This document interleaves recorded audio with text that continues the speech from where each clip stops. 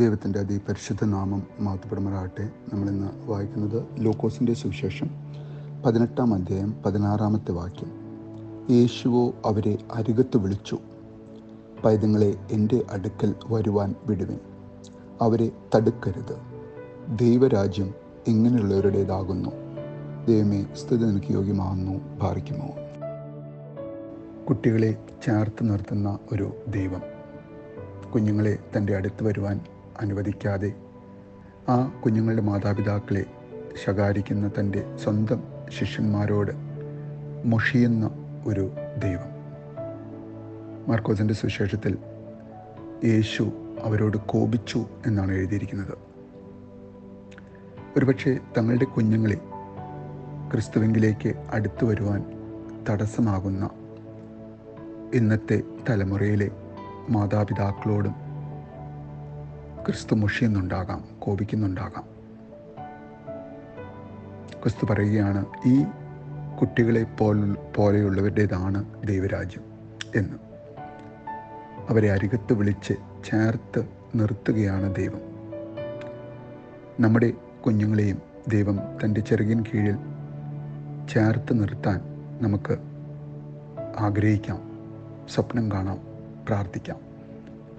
അങ്ങനെ ദൈവത്തെ അറിഞ്ഞ് ജീവിക്കുന്ന ഒരു തലമുറയെ വാർത്തെടുക്കാൻ ഓരോ കുട്ടികളുടെയും മാതാവിനും പിതാവിനും, അവൻ്റെ മുത്തച്ഛനും മുത്തച്ഛിക്കും, അല്ലെങ്കിൽ അവൻ്റെ അപ്പൂപ്പനും അമ്മൂമ്മയ്ക്കൊക്കെ സാധിക്കട്ടെ എന്ന് നമുക്ക് പ്രത്യാശിക്കാം. എന്തുകൊണ്ടാണ് യേശു ദൈവരാജ്യം കുഞ്ഞുങ്ങളുടെ പോലെയുള്ളവരുടേതാകുന്നു എന്ന് പറയുന്നത് എന്ന് ഒന്ന് ചിന്തിക്കാം. മുതിർന്നവർക്ക് ലോകത്തിൽ ഉള്ള പലതും കുഞ്ഞുങ്ങൾക്ക് ഇല്ല എന്നുള്ളത് തന്നെയാണ് അതിന് കാരണം. പണമോ കളവോ ചതിവോ കുനിഷ്ടബുദ്ധിയോ ശക്തിയോ സൽപ്രവൃത്തികളോ പ്രശസ്തിയോ ഇതൊന്നുമില്ലാത്തവരാണ് കുഞ്ഞുങ്ങൾ. ഇതൊന്നും ഇല്ലാത്തവർക്കുള്ളതാണ് തൻ്റെ രാജ്യമെന്ന് പറയാതെ പറയുകയാണ് ക്രിസ്തു.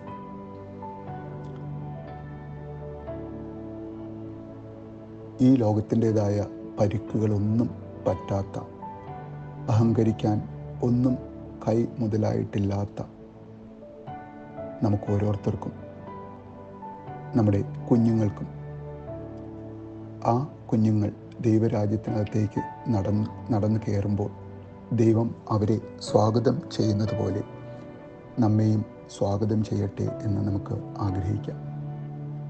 കുഞ്ഞുങ്ങളെ തൻ്റെ അടുത്തേക്ക് വരാൻ അനുവദിക്കാനും അവരുടെ വഴിയിലൊരു മാർഗതടസ്സമാകാതെ നിന്ന് സ്വയം രക്ഷപ്പെടുവാനും അവൻ ശിഷ്യന്മാരോട് പറഞ്ഞ പോലെ മുതിർന്നവരായ നമ്മളോടും ക്രിസ്തു പറയുന്നു.